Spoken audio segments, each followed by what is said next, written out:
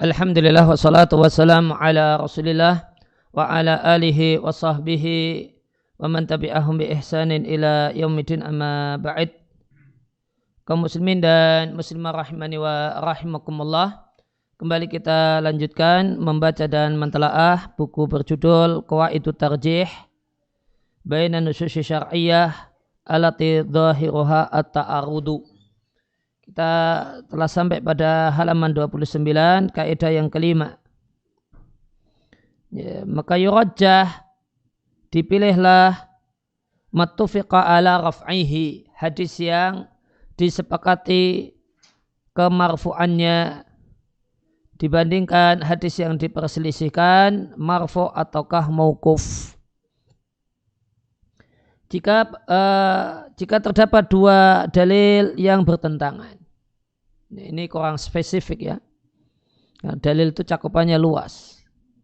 Lebih spesifik seandainya kalimatnya adalah jika ada dua hadis yang bertentangan. Karena ini tidaklah diinginkan dari kalimat ini kecuali hadis. Jika ada dua hadis yang bertentangan, yang satu dari riwayat yang disepakati kalau itu marfu' sabda Nabi atau dari Nabi, sedangkan hadis jenis yang kedua diperselisihkan apakah marfu' kepada Nabi ataukah mauquf, perkataan atau dinisbatkan pada sahabat. Maka wajib kita pilih atau dipilih yang disepakati kalau marfu'. Karena hadis yang disepakati ala raf'iha kemarfu'annya itu aghlabu ala dhanni, memiliki sangkaan kuat yang lebih kuat, sangkaan yang lebih kuat.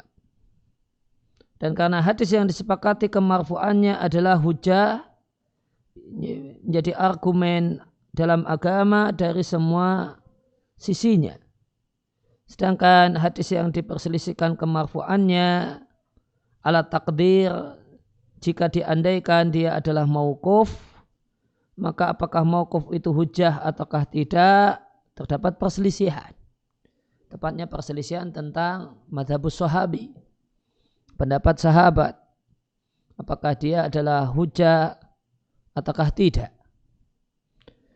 Dan mengambil atau memegangi hadis yang disepakati itu lebih dekat ilal hitah, kepada kehati-hatian. Demikian juga hadis yang al-muttafaq alaih disepakati ya sesuatunya itu menyebabkan dia memiliki kekuatan dan menunjukkan ala thubutihi, validitasnya dan kekokohannya dalam babnya. Sedangkan sesuatu yang diperselisihkan itu menyebabkan dia memiliki kelemahan dan menunjukkan kalau dia itu guncang, tidak kokoh dalam babnya. Alasan yang lainnya karena sesuatu yang disepakati memiliki keunggulan dibandingkan yang diperselisihkan. Hadis mauquf adalah hadis yang diriwayatkan dari sahabat, bisa jadi berupa ucapan sahabat, perbuatan sahabat, atau persetujuan sahabat. Maka hadis ini yuqab, berhenti pada sahabat dan tidak berlanjut kepada Rasulullah SAW. Sedangkan hadis marfu' adalah hadis yang disandarkan pada Rasulullah SAW khasatan saja.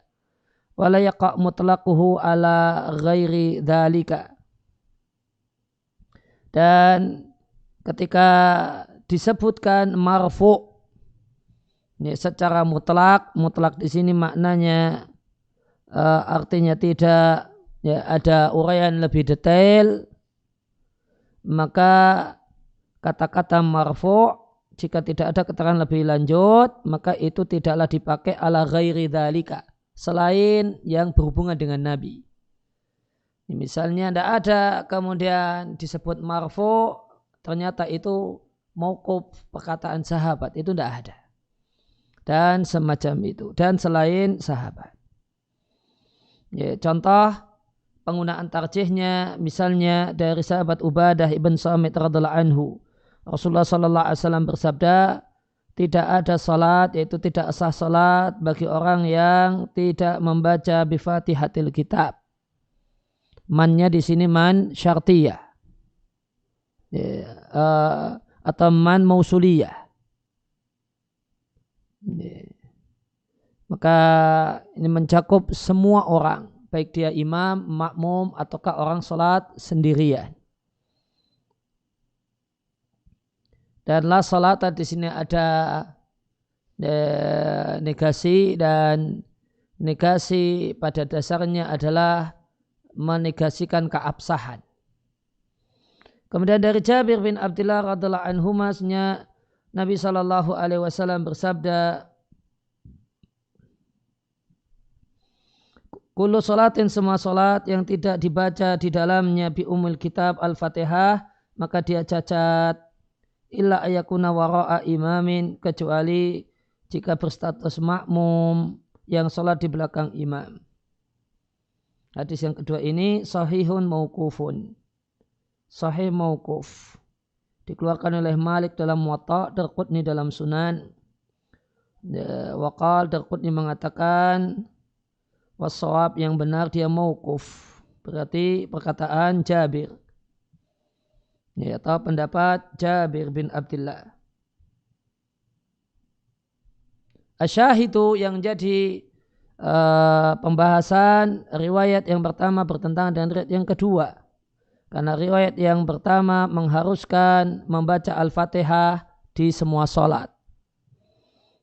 Dan siapapun statusnya, imam, makmum, ataukah orang yang sholat sendirian. Diambil dari liman, mannya mausuliyah.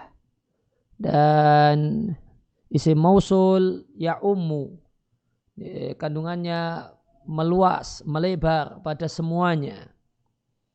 Sedangkan riwayat yang kedua tidak mewajibkan baca Al-Fatihah jika berstatus sebagai makmum.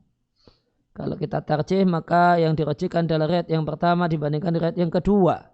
Karena riwayat yang pertama disepakati kemarfu'annya, sedangkan riwayat yang kedua diperselisihkan marfu' ataukah mauquf. Dan tadi kita baca Darqutni mengatakan kalau yang benar adalah mauquf. Kaidah yang keenam, yurajjah, maka dinilai yang lebih kuat adalah hadis yang bebas dari keguncangan, yaitu perselisihan, daripada hadis yang mengalami keguncangan. Yang dimaksud keguncangan di sini adalah perselisihan.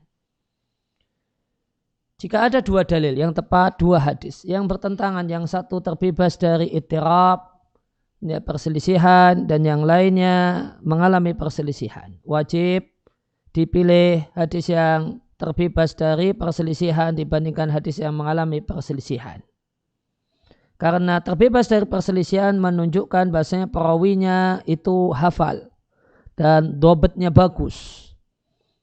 Dobetnya, hafalannya bagus.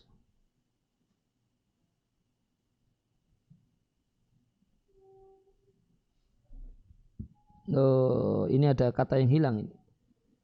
Ma salima minal ittirab, menunjukkan ala hifdhihi wa dhabtihi.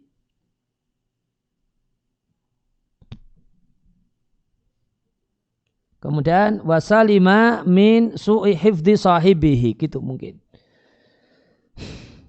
Menunjukkan hafalannya bagus, hafalnya berkualitas, sehingga menunjukkan selamat atau terbebas dari jeleknya hafalan rawinya. Kemudian li'anna ma la ittiraba fihi, hadis yang tidak mengalami perselisihan itu asbahu, lebih serupa dengan perkataan Rasul sallallahu alaihi wasallam, karena kegoncangan atau perselisihan adalah sebab kelemahan hadis. Hadis mutarib adalah hadis yang takhtalifu ar-riwayatu fihi, riwayatnya mengalami perselisihan. Misalnya sebagian rawi meriwayatkannya dalam satu bentuk, yang lainnya dengan bentuk yang lain, yang itu menyelisihi bentuk pertama. Dan ittirab itu terjadi pada sanad umumnya dan terkadang terjadi pada matan. Ya, contoh kemudian ittirab sebenarnya seperti bab sebelumnya. Ya, misalnya terjadi perselisihan antara versi marfu' dengan versi mauquf. Itulah contohnya. Dari Maimunah radhiallahu anha, Ada tikus yang jatuh di minyak samin, famatat, lantas mati di minyak samin. Nabi Shallallahu Alaihi Wasallam ditanya tentang tikus ini, Nabi katakan, buang tikusnya dan minyak di sekelilingnya, kemudian jika mau silahkan kalian makan.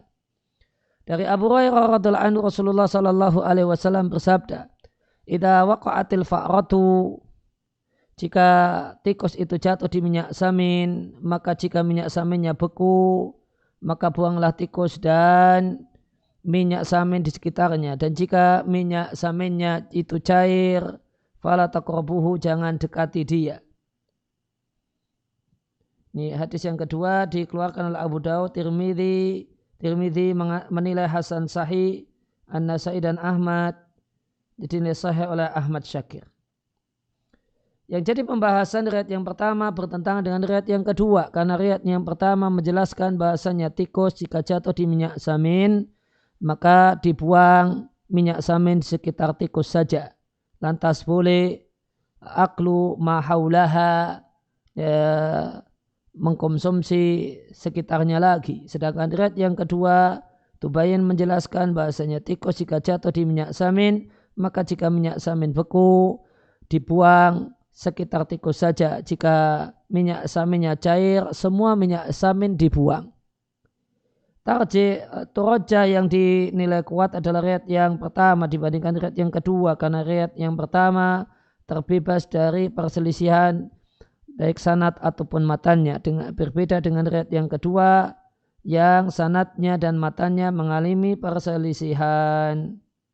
Namun bentuk perselisihannya tidak disebutkan, cuma disampaikan, diminta untuk merujuk penjelasan Taimiyah di Majmu' Fatawa di jilid yang ke-21.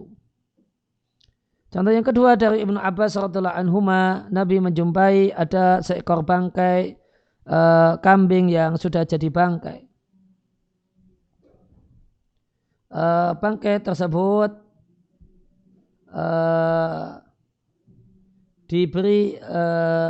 diberikan kepada budaknya Maimunah minas sedekah dengan status sedekah. Lantas Nabi SAW menyampaikan, tidakkah kalian ambil manfaatkan kulitnya, kulit bangkai?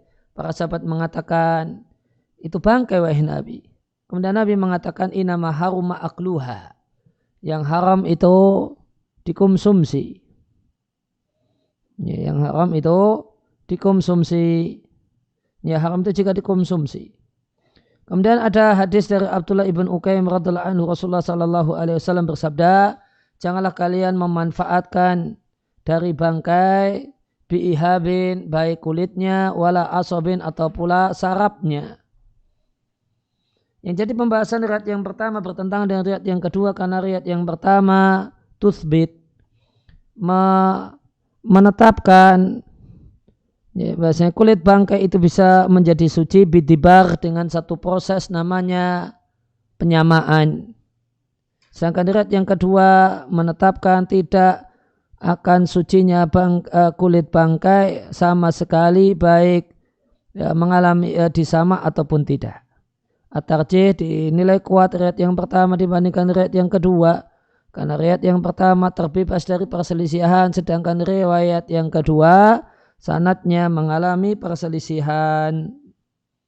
Tidak ada penjelasan lebih lanjut tentang bentuk perselisihannya, hanya ihalah namanya, dialihkan kepada referensi yang lain.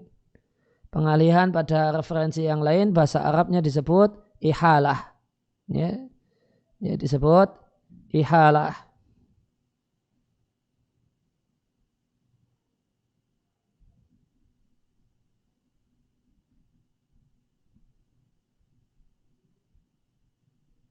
Saya tulis salah ini ya.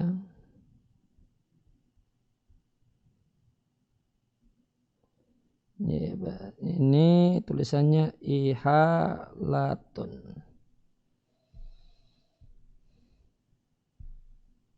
Oh, nggak kelihatan di bawah ya? Nggak kelihatan? dialihkan kepada referensi yang lain, itu dalam bahasa Arabnya disebut dengan sebutan ihalah. Nah, contohnya di sini catatan kaki 2, Yungdar al-Khattabi ma'alim sunan. Silahkan lihat karya al-Khattabi, sarah beliau untuk Sunan Abi Dawud, namanya Ma'alim as-Sunan. Nah, ini namanya ihalah. Dialihkan kepada referensi yang lain.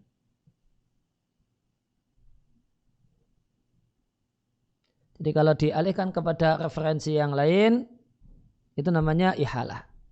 Tapi kalau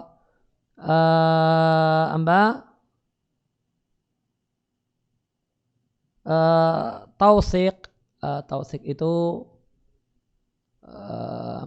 memastikan validitas nukilan. Ya, maka ada istilah tautsik, memastikan validitas nukilan. Ini tulisannya gini.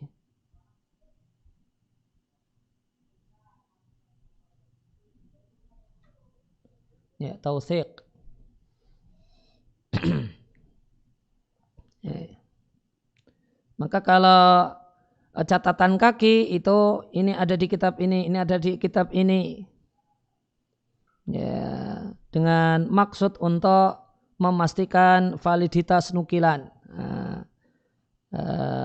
Maka prosesnya, kegiatannya namanya tautsik. Nah, untuk tautsik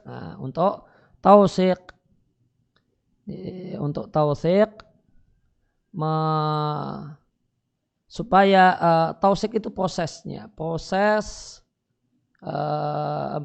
memastikan validitas nukilan. Maka untuk tautsik melakukan namanya azwun, penisbatan. Penisbatan referensi, gini tulisannya. Azwun.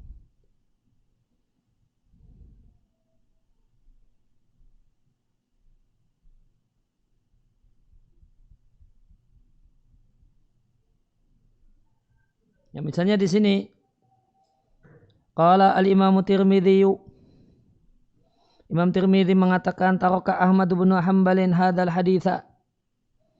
Imam Ahmad bin Hanbal meninggalkan berpendapat dengan isi hadis ini lamma tarabu fi isnadihi, karena mereka guncang sanadnya. Karena terdapat perselisihan dalam sanad. Nah, benarkah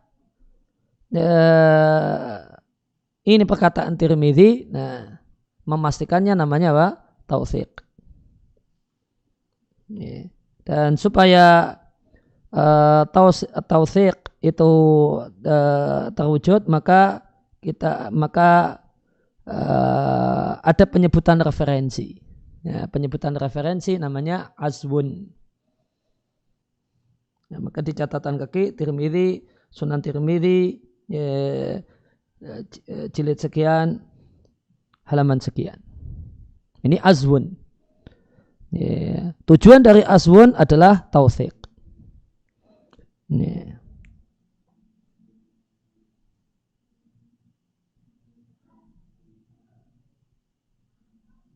Tapi kalau dijelaskan supaya lebih detailnya, lebih jelasnya, lebih lengkapnya, silakan baca buku ini. Nah, itu namanya dalam bahasa Arab ihalah. Dialihkan kepada referensi yang lain. Ini bahasa-bahasa seputar penulisan.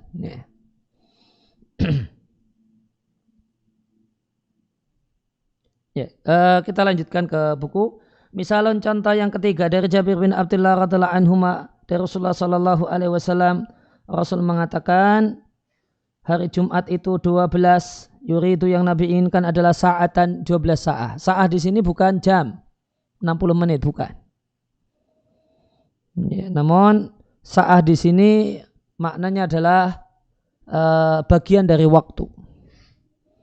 Sehingga artinya dari terbit fajar hari Jumat sampai tenggelam matahari bagilah 12 bagian. Boleh jadi 12 bagian itu 60 menit lebih atau 60 menit kurang, ya tergantung daerahnya masing-masing. Ya, mungkin kalau tropis, kalau kemudian di Indonesia ya kurang lebih, anggap saja misalnya 1 jam lebih sedikit, karena 12 jam itu kalau dihitung dari terbit matahari, sedangkan ini ngitungnya dari terbit fajar. Maka kalau dari terbit matahari kurang lebih sampai tenggelam matahari 12 jam. Tapi karena ngitungnya dari terbit fajar ya 12 sa'ahnya jadinya 1 jam koma sekian.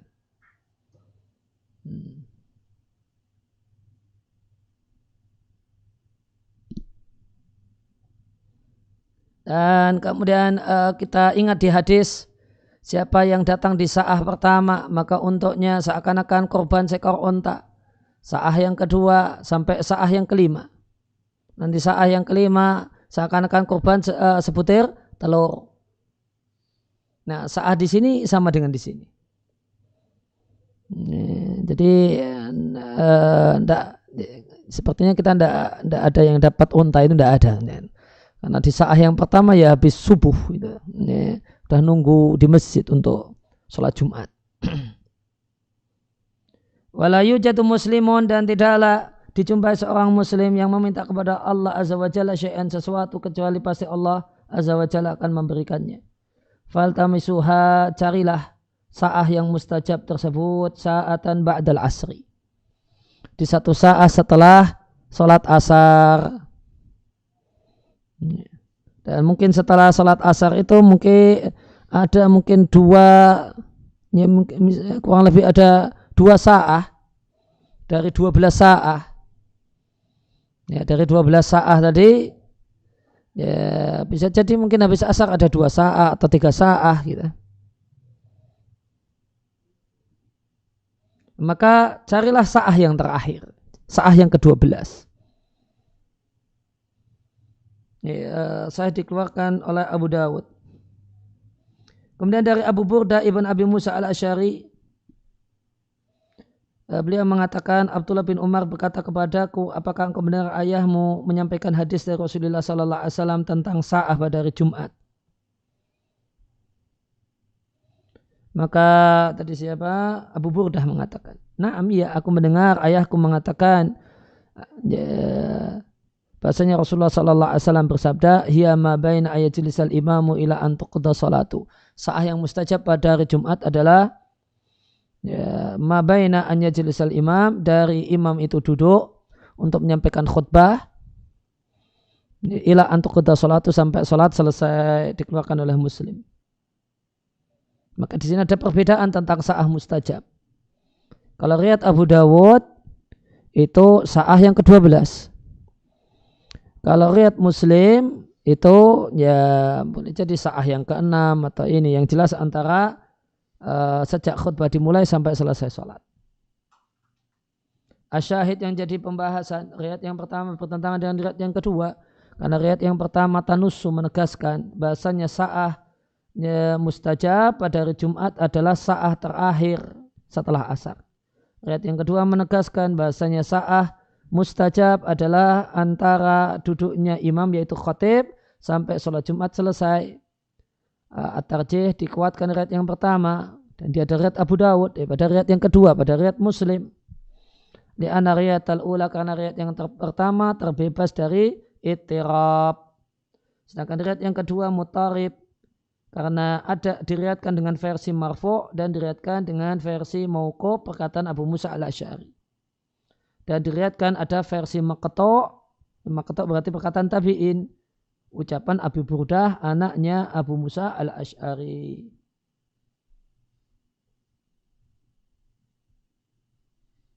Al-Hafidh Ibnu Hajar mengatakan, wa ila bil inqita'i, hadis yang kedua yang tadi hadis yang kedua yang kita baca, illa dinilai mengandung illah berupa inqita' terputus, wal itirab, ya, terputus berarti ada rawi yang hilang, itirab kemudian mengalami perselisihan.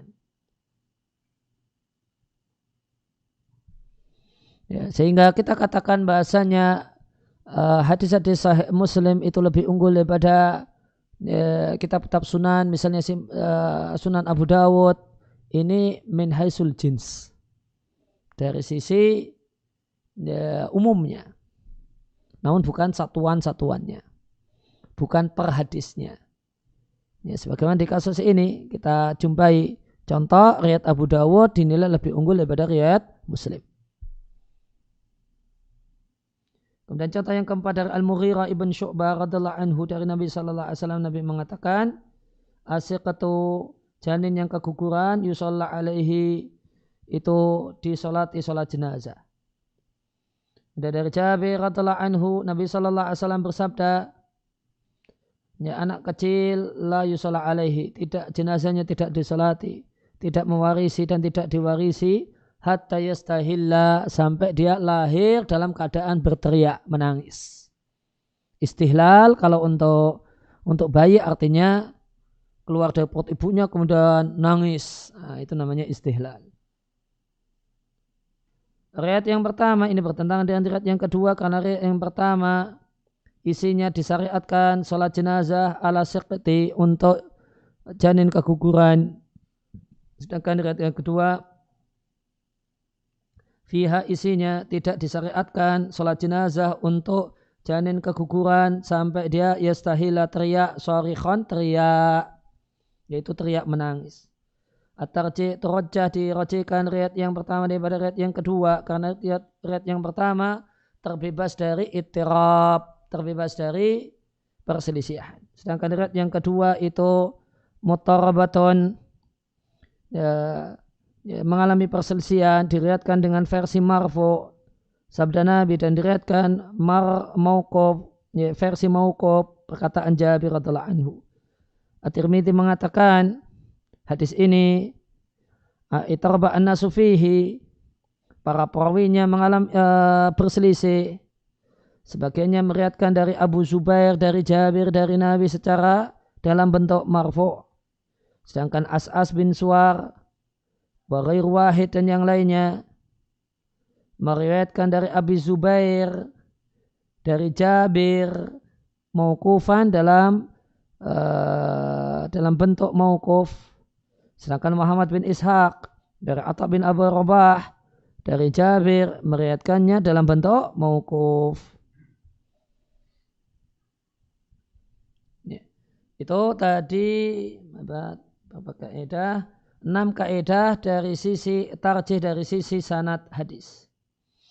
Kemudian kita masuk pembahasan yang kedua, kaidah-kaidah yang berkaitan dengan matan hadis. Fihi thalathu qawaidah. Ada 3 kaidah. Kaidah yang pertama, ucapan Nabi dimenangkan daripada perbuatan Nabi.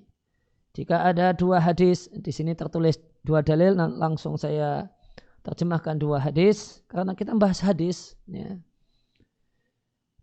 2 hadis yang bertentangan, yang satu ucapan Nabi, yang kedua perbuatan Nabi. Ketika tidak bisa dikompromikan, maka wajib dimenangkan perkataan Nabi. Alasannya karena kandungan sabda Nabi itu memuat kandungan hukum itu lebih kuat, wa ablar fil bayan, dan lebih maksimal dalam menjelaskan hukum dibandingkan perbuatan Nabi. Li'annahu yadullu binafsi alal hukmi.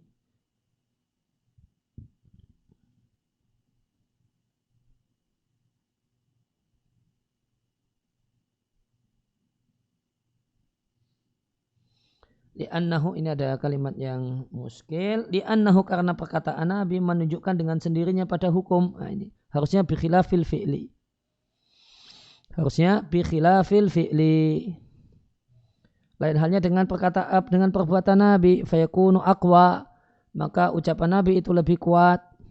Alasan yang kedua, karena perbuatan Nabi ilam yushibahu amrun, ilam yushibum amrun, jika tidak diringi dengan perintah, yahtamilu, dimungkinkan kalau itu hukum khusus untuk Nabi. Kemudian alasan yang lainnya karena sabda Nabi itu lebih maksimal dalam menjelaskan hukum. Alasan yang lainnya karena ulama tidak berselisih pendapat bahwasanya sabda Nabi itu hujjah. Mereka berselisih pendapat, lain halnya dengan perbuatan Nabi. Mereka berselisih tentang hukum mengikuti perbuatan Nabi.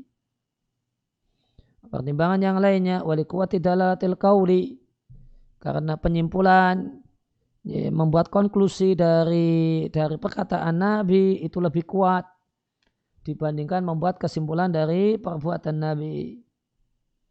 Alasan yang lainnya karena perbuatan Nabi itu lebih dekat kepada ikhtisas, kekhususan dibandingkan min ikhtisadihi bimadlul sirah. Ya, sihah redaksi. Itu lebih dekat kepada kekhususan untuk Nabi.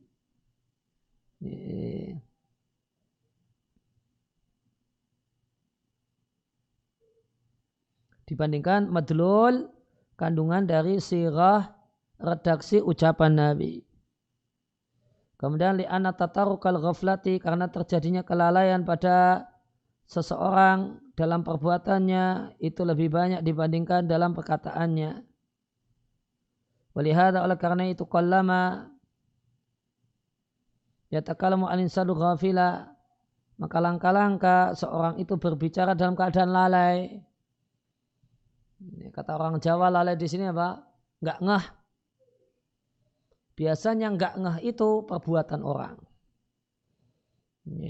Dengan perbuatannya dia enggak ngeh kalau harus demikian. Tapi kalau ngomong, ya itu tingkat sadarnya lebih tinggi.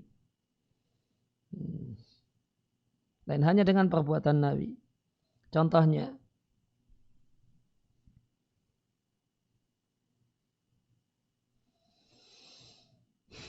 dari Jarhad radhiallahu anhu Nabi sallallahu alaihi wasallam menyampaikan paha itu aurat. Kemudian Anas bin Malik mengatakan bahasanya Nabi sallallahu alaihi wasallam menyingkap pahanya. Hasara artinya kasyafa, membuka. Yang jadi pembahasan riwayat yang pertama bertentangan dengan riwayat yang kedua. Karena riwayat yang pertama Tanusu menegaskan kalau paha itu aurat, yaitu paha laki-laki, sehingga wajib ditutupi. Sedangkan riwayat yang kedua menetapkan bahasanya Nabi SAW membuka pahanya. Artarjihu, turajjahu dinilai rajih riwayat yang pertama dibandingkan riwayat yang kedua karena riwayat yang pertama adalah perkataan Nabi, sedangkan riwayat yang kedua adalah perbuatan Nabi. Contoh yang kedua dari Abu Hurairah radhiallahu anhu, Rasulullah sallallahu alaihi wasallam melarang puasa wisal, yaitu puasa tanpa buka tanpa sahur selama beberapa hari. Ngebleng bahasa Jawanya. Puasa ngebleng. Kemudian dari Ali radhiallahu anhu Nabi sallallahu alaihi wasallam karena beliau sering puasa wisal sampai sahur, minas sahari ila sahari, dari sahur ke sahur.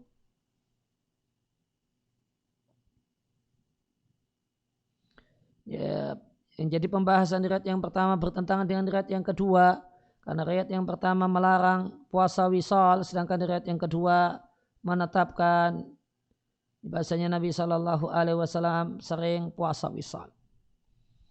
Ya, at-tarjih dikuatkanlah riwayat yang pertama dibandingkan riwayat yang kedua karena riwayat yang pertama berupa perkataan Nabi, sedangkan riwayat yang kedua adalah perbuatan Nabi.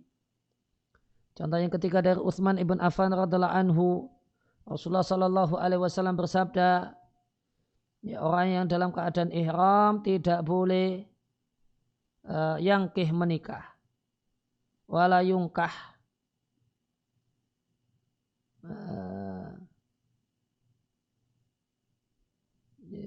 Kalau ini sama ini, yangkih kalau kemudian temannya yungkah, yangkih menikah, yungkah dinikahkan, sama itu jadi pengantin laki-laki. Menikah itu jadi pengantin laki-laki, yungkah dinikahkan itu ya jadi pengantin laki-laki.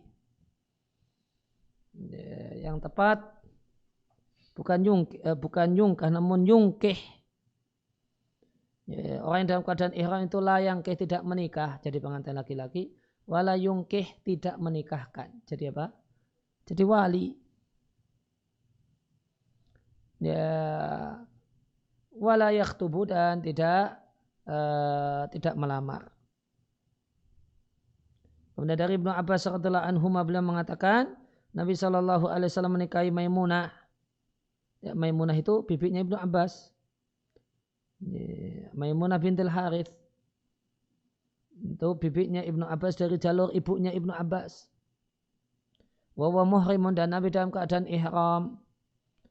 Yang jadi pembahasan riwayat yang pertama sekilas bertentangan dengan riwayat yang kedua, karena riwayat yang pertama mengharamkan nikahnya orang yang dalam kondisi ihram, sedangkan riwayat yang kedua menetapkan bahasanya, ya, menginformasikan bahasanya Nabi SAW menikah dalam keadaan ihram, menunjukkan bolehnya. Kalau kita tarjim maka dirojihkanlah riwayat yang pertama dibandingkan riwayat yang kedua, karena riwayat yang pertama perkataan Nabi, sedangkan riwayat yang kedua adalah perbuatan Nabi. Kemudian kaidah yang kedua, yurajjah ma dzukirat illatuhu ala man lam tuzkar. Dikuatkan hadis yang disebutkan ilahnya dibandingkan hadis yang tidak disebutkan ilahnya. Jika ada dua hadis bertentangan, yang satu disebutkan padanya illah, yang lain tidak disebutkan di dalamnya illah, maka wajib dirajihkan yang disebutkan padanya ilahnya. Alasannya li'anau aqrabu ilal idahi, karena ketika disebutkan ilahnya maka itu lebih dekat kepada menjelaskan wal bayan dan menjelaskan, lebih maksimal dalam menjelaskan. Contohnya dari Ibnu Abbas radhiyallahu anhuma, beliau mengatakan Nabi SAW menjumpai, ya, kambing yang sudah jadi bangkai yang diberikan kepada budaknya Maimunah, yaitu Maimunah bintil Haris, bibinya Ibnu Abbas, minas sedekah, dan dia adalah dari sedekah, dari zakat. Lantas Nabi SAW menyampaikan, kenapa tidak kalian manfaatkan kulitnya? Mereka mengatakan itu bangkai. Nabi bersabda, innama haruma akluha, hanyalah yang haram kalau dimakan. Kemudian dari Abdullah bin Ukaim radhiyallahu anhu, Rasulullah SAW bersabda, janganlah kalian memanfaatkan bangkai, kulitnya ataupun sarapnya. Syahid yang jadi pembahasan riwayat yang pertama nampak bertentangan dengan riwayat yang kedua, karena riwayat yang pertama menetapkan sucinya kulit bangkai dengan disama. Riwayat yang kedua menetapkan tidak sucinya kulit bangkai sama sekali, baik disama ataupun yang lain. Maka dirajihkan riwayat yang pertama dibandingkan riwayat yang kedua, karena riwayat yang pertama bayyana fiyan nabiyyu, Nabi SAW menjelaskan ilahnya. Ilah kenapa boleh dimanfaatkan, yaitu karena pengharaman itu adalah pengharaman tertuju pada al-akal, manakala dikonsumsi. Riwayat yang kedua tidak disebutkan di riwayat kedua ini ilahnya. Kemudian kaidah yang ketiga, yurajjahu ma lahu syawahidu ala ma la syahida lahu. Ya, dikuatkan hadis yang memiliki dalil-dalil pendukung dibandingkan hadis yang tidak memiliki dalil pendukung. Jika dua hadis bertentangan, yang satu lahu memiliki syawahidu adidatun, dalil pendukung yang banyak, sedangkan hadis yang lain lahu syahidun wahidun, punya satu dalil pendukung, wajib tarjihu, maka wajib kita rajihkan ma lahu syawahidu adidatun, hadis yang punya banyak pendukung dibandingkan hadis yang tidak memiliki pendukung. Alasannya, karena banyaknya dalil pendukung wal adillah, dan dalil pendukung itu menyebabkan mazid adh-dhanni, tambahan sangkaan, ya, berkenaan dengan madlul isi hadis. Fayakunu min babil qada'i birrajihi, maka bisa kita masukkan, kita putuskan berdasarkan ar-rajih yang lebih kuat. Contohnya dari Abu Musa al-Asy'ari radhiyallahu anhu, Nabi SAW bersabda, tidak sah nikah kecuali dengan wali. Kemudian dari Ibnu Abbas radhiyallahu anhu, Nabi SAW bersabda, janda itu lebih berhak dengan dirinya dibandingkan walinya. Ya, perlu diketahui, di sebagian masyarakat kita ada anggapan kalau janda boleh menikahkan dirinya sendiri, karena salah paham dengan hadis yang kedua yang baru saja kita baca, yaitu hadis yang bunyinya ayyimu ahaqqu binafsiha min waliha. janda itu lebih berhak dengan dirinya dibandingkan walinya.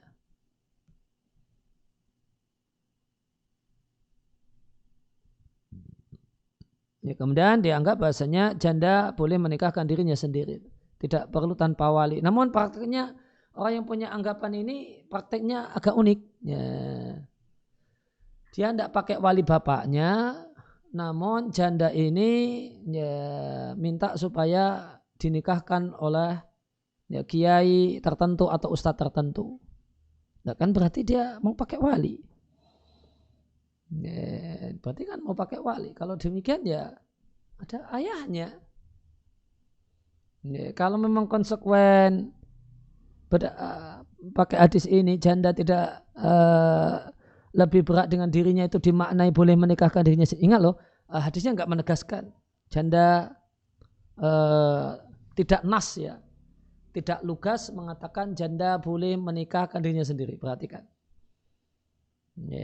Nabi cuma mengatakan ahaqqu binafsiha. Ini kan multi tafsir ini. Lebih berhak terhadap dirinya. Itu kan banyak ini kalimat bersayap ini. Lebih berhak itu dalam masalah apa? Lebih berhak itu dalam masalah apa? Perhatikan ya. Jangan dikira ini dalil tegas. Nah, jangan. Ini nas menunjukkan janda boleh menikahkan dirinya sendiri. Enggak nas. Karena kalimatnya kalimat multitafsir. Ada kemungkinan enggak gamblang gitu. Lebih berhak terhadap dirinya. Ini kan apa ini? Lebih berhak dalam aspek apa?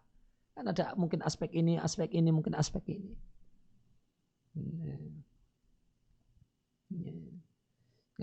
Aspek mungkin kalau kemudian melihat cara nikah masa silam,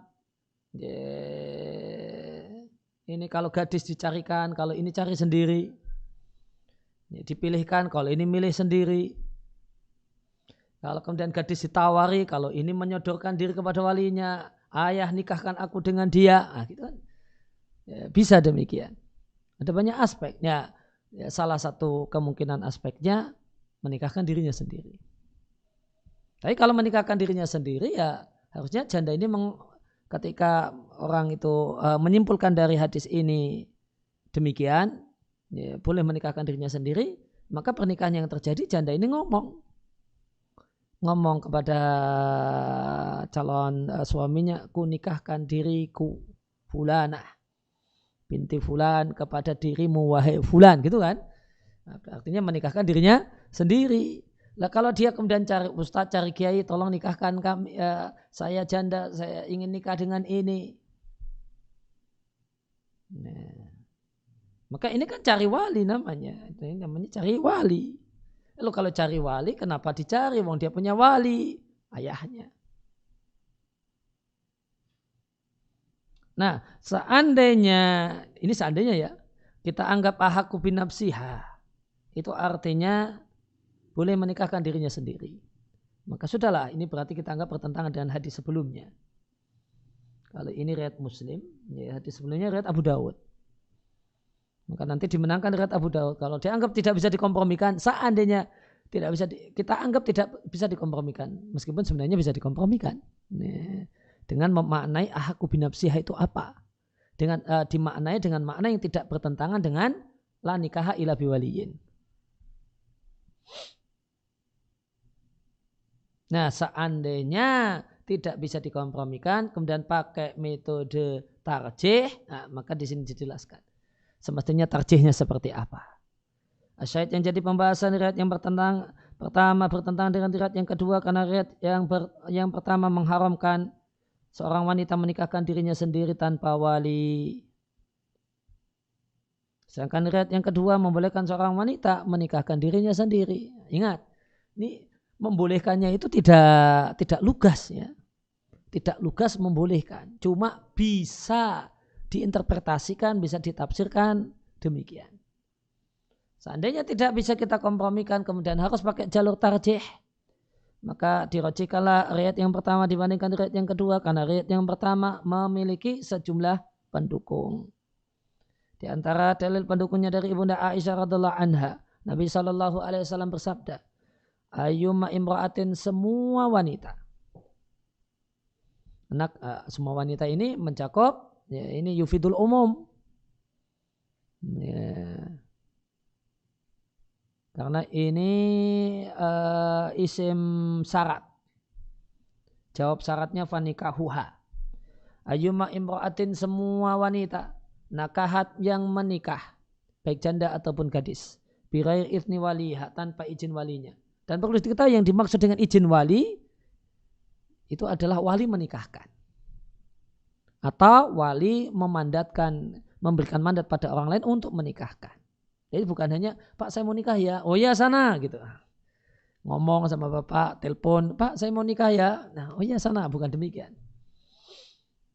Namun yang dimaksud dengan izin wali adalah dia menikahkan atau memberikan mandat pada orang lain untuk menikahkan anaknya, anak perempuannya. Maka nikahnya batal, nikahnya batal, nikahnya batal.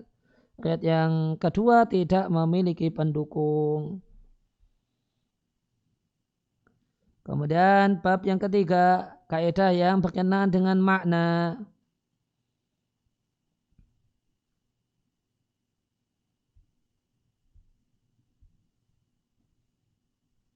Wa fihi sab'u qawaidah, ada 7 kaidah. Kaidah yang pertama, nas, yaitu yang penafsirannya tunggal. Tidak ada kemungkinan yang lainnya. Itu dimenangkan daripada zahir. Zahir adalah satu kalimat yang punya beberapa kemungkinan makna, namun ada kemungkinan makna yang menonjol.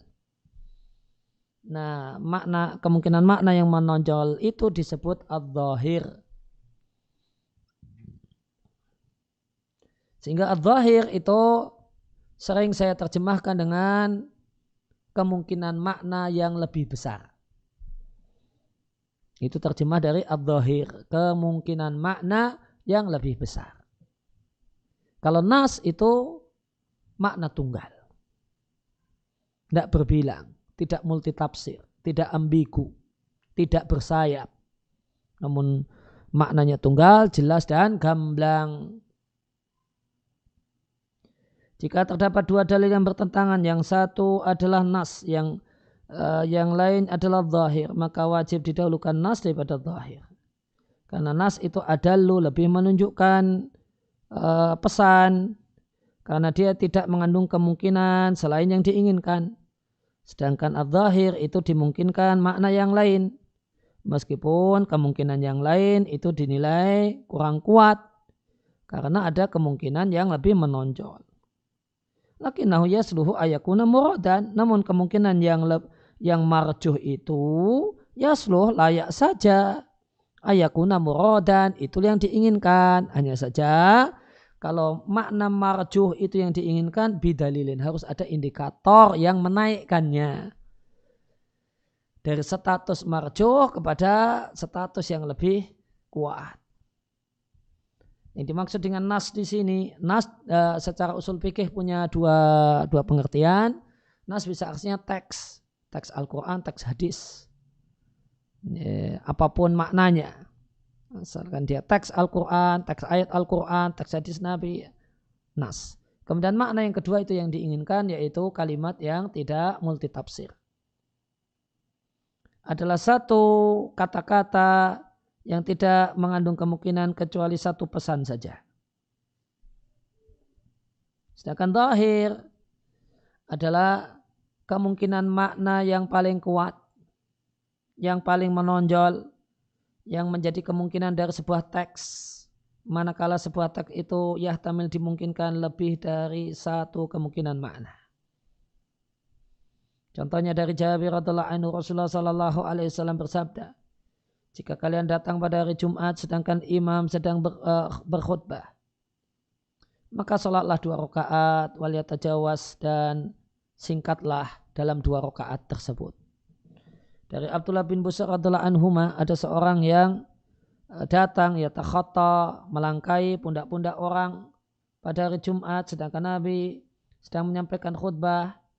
Maka Nabi SAW mengatakan kepadanya, duduk saja, engkau sudah mengganggu. Pembahasannya atau yang jadi sisi pembahasan dan permasalahan, riwayat pertama bertentangan dengan riwayat yang kedua karena riwayat yang pertama fiha isinya disyariatkan sholat 2 rakaat ketika imam sedang menyampaikan khutbah. Sedangkan riwayat yang kedua isinya tidak disyariatkan sholat 2 rakaat tahiyatul masjid ketika imam sedang menyampaikan khutbah. At-tarjih dirajihkan riwayat yang pertama dibandingkan riwayat yang kedua karena riwayat yang pertama adalah nasun, dalil tegas. Ya, tidak ada kemungkinan yang lain disyariatkannya sholat 2 rakaat ketika imam berkhutbah, sedangkan la tahtamilu ghairu hadza tidak mengandung kemungkinan makna yang lain. Sedangkan riwayat yang kedua tahtamil dimungkinkan ya, selain makna zahir. Selain makna zahir mengatakan dia sebenarnya di teras sudah sholat tahiyatul masjid 2 rakaat, kemudian masuk melangkah-melangkai orang, akhirnya Nabi sudah duduk aja. Kamu nggak usah lanjut melangkah-langkah, duduk di situ.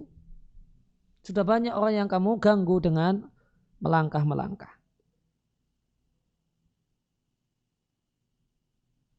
Maka kalau hadis yang kedua, zahirnya orang ini tidak sholat tahiyatul masjid karena Nabi perintahkan duduk.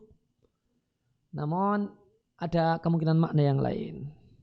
Ya, dan kemungkinan makna yang lain itu lebih pas ketika memaknanya dengan kemungkinan makna yang lain itu lebih tepat menimbang hadis pertama. Yaitu dia sudah sholat di bagian belakang masjid. Ya. Kemudian dia melangkah-melangkah maju, nah ini yang Nabi tegur. Kemudian contoh yang kedua dari Aisyah radhiallahu anha, beliau mengatakan Nabi SAW mengeraskan bacaan ketika sholat gerhana, bi qiraatihi, bacaan Al-Qur'annya. Dari Abdullah bin Abbas radhiallahu anhuma, dan mengatakan matahari itu ya, mengalami gerhana di masa Rasulullah sallallahu alaihi wasallam. Rasulullah sallallahu alaihi wasallam mengerjakan sholat dan Rasul berdiri dengan berdiri yang lama, kurang lebih ya, membaca surat Al-Baqarah.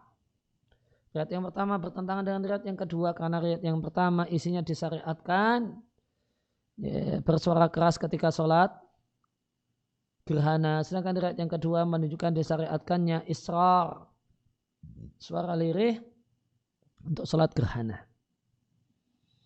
Karena cuma nahwan kurang lebih. Ya, berarti ini kira-kira. Kalau kira-kira berarti Nabi tidak baca keras. Karena pakai kira-kira.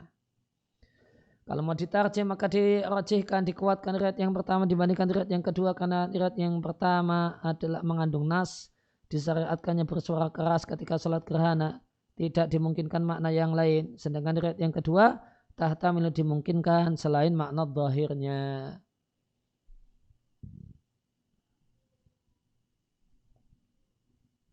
Dan ini kemudian mungkin di antara riwayat Ibn Abbas di antara dalil pendukung mazhab Syafi'i yang dalam masalah salat gerhana membedakan gerhana matahari atau gerhana rembulan. Salat gerhana di siang hari ataukah salat gerhana di malam hari. Kalau salat gerhana itu siang hari alias gerhana matahari, maka bacaannya sir. Ini dalam mazhab Syafi'i. Kalau salat gerhana rembulan berarti malam hari, bacaannya jahar. Ya, mungkin di antara dalil pendukungnya ini. Nahwan min qiraati surat Al-Baqarah. Nah, berarti cuma kira-kira. Berarti tidak keras. Kaidah yang kedua dikuatkan makna zahir, yaitu makna yang lebih menonjol daripada makna mu'awwal. Ya, mu'awwal itu temannya pasangannya zahir. Ya, tadi ada satu kalimat, ada makna yang menonjol, ada makna yang tidak menonjol. Ya, maka mana yang dimenangkan? Makna yang lebih menonjol tentunya. Ketika dia bertentangan dengan riwayat dengan makna yang tidak menonjol. Nanti riwayat yang kurang menonjol ini bisa diangkat manakala ada indikator penguat yang menguatkan dia sehingga dia lebih unggul daripada riwayat makna yang menonjol. Jika dua dalil bertentangan, yang satu kalimatnya zahir, maknanya zahir, yang kedua adalah mu'awwal, yaitu mu'awwal artinya kemungkinan yang marjuh. maka wajib dimenangkan kemungkinan yang menonjol dibandingkan kemungkinan yang lebih kuat dibandingkan kemungkinan yang lebih lemah. Karena makna zahir dia menunjukkan pada pesan itu jaliyah gamblang, berbeda dengan makna marju, maka dia menunjukkan pada satu pesan itu seamar. Yang dimaksud mu'awwal adalah kemungkinan makna yang lebih lemah yang menjadi kemungkinan sebuah teks, manakala teks tersebut mengandung kemungkinan lebih dari satu kemungkinan makna dan pesan. Contohnya sabda Nabi Shallallahu Alaihi Wasallam, ya tadi sudah kita contohkan, sudah kita singgung. Tidak ada nikah, yaitu tidak sah nikah kecuali dengan wali. Kemudian sabda Nabi, janda itu lebih berat dengan dirinya dibandingkan walinya. Ya, riwayat yang pertama bertentangan dengan riwayat yang kedua. Karena riwayat yang pertama mensyaratkan keberadaan wali dalam pernikahan. Sedangkan riwayat yang kedua, tahtamilu ihtimala ini mengandung dua kemungkinan makna. Kemungkinan makna yang pertama yang dimaksud dengan lebih berhak dengan dirinya dibandingkan walinya adalah janda boleh menikah tanpa wali. Artinya menikahkan dirinya sendiri. Kemungkinan makna yang kedua, wali tidak boleh memaksanya untuk menikah. Wathani, makna yang kedua itu lemah. Artinya dia makna mu'awwal. Kalau dibandingkan al-zahir.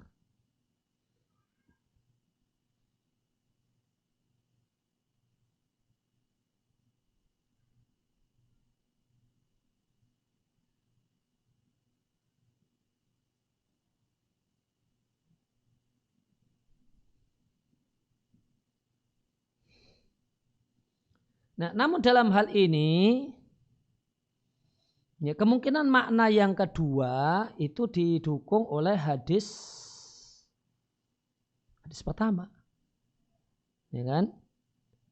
Bahasanya yang dimaksud ahaku binafsiha itu tidak boleh dipaksa.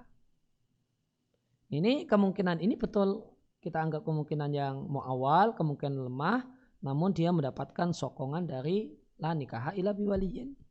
Jika kita mau gabungkan hadis ini. Tidak kita pilih-pilih, tidak kita tarjih. Kalau kita mau gabungkan.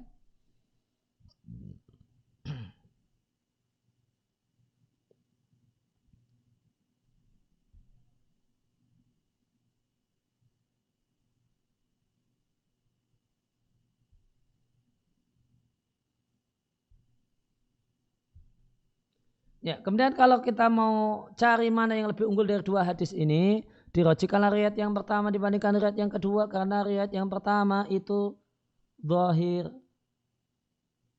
Bukan zahir sebenarnya. Nas. La nikaha illa biwaliyin. Itu nas. Sedangkan riwayat yang kedua itu mu'awwalah. Ya. Jadi kalau kaidah ini lebih tepatnya kita bahas satu hadis. Kita bahas satu hadis. Contoh aplikatifnya itu lebih tepat kalau kita bahas satu hadis. Kemudian kita katakan ini ada makna zahirnya bla bla bla, makna lemahnya bla bla. Nah ini ya kita ambil makna zahir, jangan makna mu'awwal, jangan mu'awwal. Karena tadi sudah disampaikan definisi mu'awwal. Al-ihtimalu at'af. Kemungkinan makna yang lebih lemah. Nah, itu makna mu'awwal. Berarti ini membahas satu hadis yang mengandung dua kemungkinan. Kemudian nanti kita contohkan kemungkinan yang dekat, yang menonjol demikian. Kemungkinan yang lemah demikian. Gimana kita pilih? Pilihlah kemungkinan makna yang lebih menonjol. Kita tinggalkan kemungkinan makna yang lemah.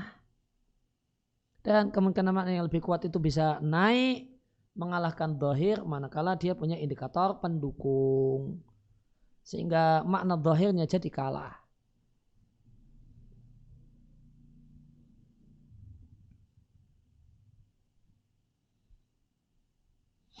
Ya, kemudian kaidah yang ketiga, dirajihkanlah mubayyan, ya, dalil yang maknanya gamblang alal mujmal daripada dalil atau dalil yang maknanya kurang jelas. Jika dijumpai dua dalil, yang satu jelas, yang lain mujmal tidak jelas, maka wajib kita kuatkan dalil yang jelas daripada yang kurang jelas. Yang dimaksud dengan kalimat mubayyan adalah ma yadullu alal maknal murad minhu. Satu kalimat yang menunjukkan pesan yang diinginkan, min ghairi iskalin, tanpa ada kebingungan. Dan mubayyan kebalikannya mujmal. Sehingga mujmal adalah satu lafal atau satu kalimat yahtamilu aktsar min maknan, yang masih longgar karena dimungkinkan ada banyak pesan. Dan ciri mujmal, banyak kemungkinan itu semuanya sama kuatnya. Lain hanya dengan zahir dan muawwal. Kalau zahir dan muawwal, ini satu kalimat mengandung dua kemungkinan, salah satunya ada yang lebih menonjol. Kalau mujmal, satu kalimat punya dua atau tiga kemungkinan makna, semuanya sama kuat, setara. Wala rajahana fi ahadihima, tidak ada yang lebih kuat di salah satu maknanya daripada yang lainnya.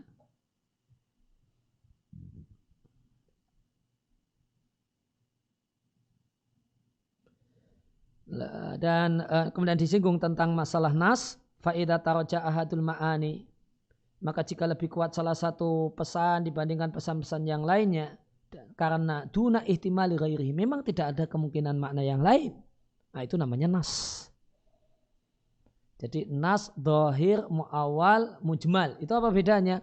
Kalau nas itu kemungkinan maknanya cuma satu, dhahir temannya itu muawwal, artinya di satu kalimat ini ada dua kemungkinan makna. Namun dengan semata-mata membaca kalimatnya, tidak perlu faktor eksternal, kita sudah menangkap ada pesan yang lebih menonjol, namanya dhahir, ada pesan-pesan yang tidak menonjol, namanya muawwal, tanpa perlu melihat bantuan faktor eksternal. Kalau mujmal itu satu teks punya beberapa kemungkinan makna dan semuanya sama kuat.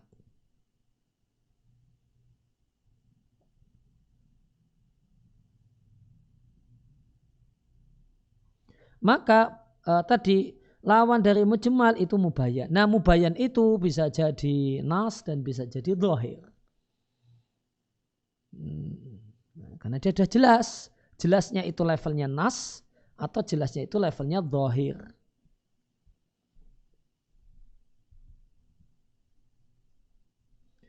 Wa in kana adul ma'ani adhar, dan jika satu kalimat itu ada mengandung beberapa kemungkinan makna dan salah satunya lebih menonjol, nah makna yang menonjol itu namanya adh-dhahir. Contohnya sabda Nabi SAW, tanaman yang saqati sama'u, disiram oleh hujan. Nah, sama maknanya hujan. Wal uyun, sama maknanya mendung. Karena sama itu artinya semua yang di atas, dan mendung itu di atas. Wal uyunu, dan mata air, artinya tidak bayar, gratisan. Au kana atharian, atharian itu tidak sudah dapat air tanpa diairi. Artinya tumbuhan tersebut dengan akarnya ketemu air di dalam tanah. Itu namanya atharian. Kalau as-sama kan dapat air dari mendung. Uyunan dapat air dari mata air. Dari mata air kemudian mengalir, kemudian disiramkan. Ya, kalau atharian tidak dapat pengairan dari eksternal. Cuma akarnya cari sendiri air kemudian ketemu, maka zakatnya 1/10. Wa masuknya bin nadahi, sedangkan tanaman yang diairi dengan nadah, nadah itu unta yang dipakai untuk antar jemput air. Bawa air dari sumur sana, kemudian dipikulkan ke punggung unta, kemudian bawa ke sini, kemudian disiramkan. Maka zakatnya nisful usur 5%. Ditambah firman Allah Ta'ala, berikanlah kemudian zakatnya pada hari panennya. Yang jadi pembahasan hadis menjelaskan kadar zakat pertanian. Sedangkan ayat tidak menjelaskan ukuran zakatnya, berapa persennya enggak dijelaskan. Cuma berikan kewajibannya. Ya, kewajibannya berapa persen enggak dijelaskan. Maka dari sisi makna, hadis itu lebih kuat daripada ayat. Karena hadis redaksinya jelas, sedangkan ayat redaksinya tidak jelas. Ya, meskipun pada akhirnya kita katakan hadis menjelaskan yang dimaksudkan oleh ayat. Tapi kalau mau dibuat berhadapan-hadapan secara makna, ya lebih menang hadis. Meskipun kesimpulannya tidak demikian, tidak pakai menang-menangan. Kesimpulannya hadis menjelaskan ayat. Kemudian contoh yang kedua dari Bunda Aisyah radhiallahu anha, beliau mengatakan, di antara ayat yang diturunkan dan itu bagian dari Al-Quran, 10 kali persusuan yang jelas itu memahramkan, kemudian ini dihapus dengan 5 kali persusuan yang jelas. Rasulullah SAW wafat dan ayat tersebut fima yuqra'u minal Quran, termasuk ayat dari Al-Quran yang dibaca. Kemudian dari Ummu Fadl bintul Haris radhiallahu anha, Nabi SAW menyampaikan, sekali menyusu atau 2 kali menyusu itu tidak memahramkan. 1 kali menghisap atau 2 kali hisapan, ya, itu tidak memahramkan. Yang jadi pembahasan riwayat yang pertama bertentangan dengan riwayat yang kedua. Karena riwayat yang pertama menetapkan bahasanya persusuan itu dengan 5 kali menyusu. Sedangkan riwayat yang kedua menetapkan. Namanya menetapkan dengan mafhum mukhalafah sebenarnya. Itu persusuan itu dengan 3 kali persusuan saja.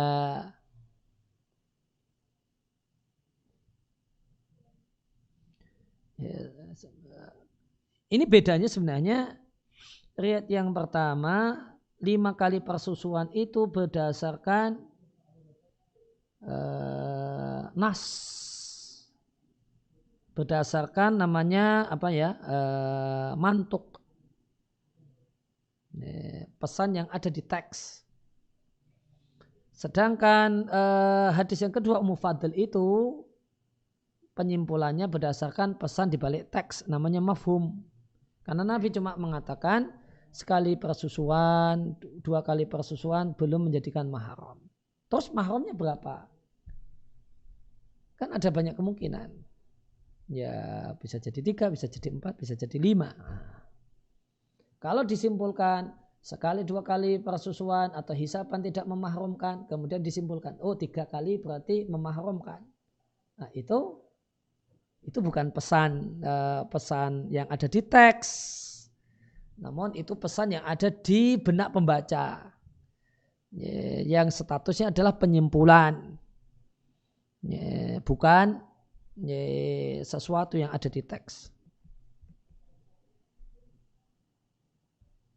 Itu sebenarnya demikian. Kita lihat penjelasan di buku. Tarjih dirajihkan riwayat yang pertama dibandingkan riwayat yang kedua, karena riwayat yang karena riwayat yang pertama itu mubayyanah jelas, sedangkan riwayat yang kedua itu muhtamilah dimungkinkan jadi mahram kalau 3 kali persusuan atau 4 kali atau 5 kali persusuan. Dan berdasarkan riwayat pertama 5 kali persusuan itulah yang memahramkan. Dan dari Ubadah bin Samit, contoh yang ketiga, dari Ubadah bin Samit radhiallahu anhu, Rasulullah sallallahu alaihi wasallam bersabda, emas dibarter dengan emas, perak dibarter dengan perak, gandum bur dibarter dengan gandum bur, gandum syair dibarter dengan gandum syair, korma dibarter dengan korma, garam dibarter dengan garam, ketentuannya mislan bimislin. Ya, sama dengan sama, sawaan bisawain, penegasan sama dengan sama, ya dan biadin yang kedua, tangan dengan tangan. Artinya saling ada menyerahkan barang. Dari Usamah radhiyallahu anhu Nabi sallallahu alaihi wasallam bersabda, tidak ada riba kecuali dalam utang piutang. Ya, karena penundaan. Maka yang jadi pembahasan riwayat yang pertama bertentangan dengan riwayat yang kedua, karena riwayat yang pertama mengharamkan riba fadl dan riba nasi'ah. Sedangkan riwayat yang kedua ya, bisa dipahami membolehkan riba fadl dan hanya melarang riba nasi'ah. Ya, kita rujukkan riwayat yang pertama dibandingkan riwayat yang kedua, karena riwayat yang pertama itu jelas. Sedangkan riwayat yang kedua dimungkinkan karena hanya mengatakan yang terlarang riba nasi'ah. Ya, apakah kemudian menunjukkan kalau riba fadl tidak terlarang? Ya, itu kesimpulan, bukan pesan yang terbaca di teks.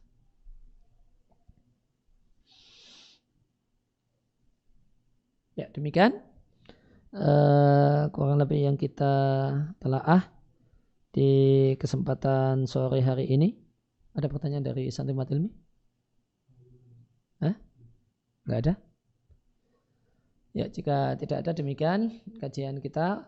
Ya, sallallahu ala nabiyina Muhammadin wa ala alihi wasallam. Alhamdulillahirabbil alamin.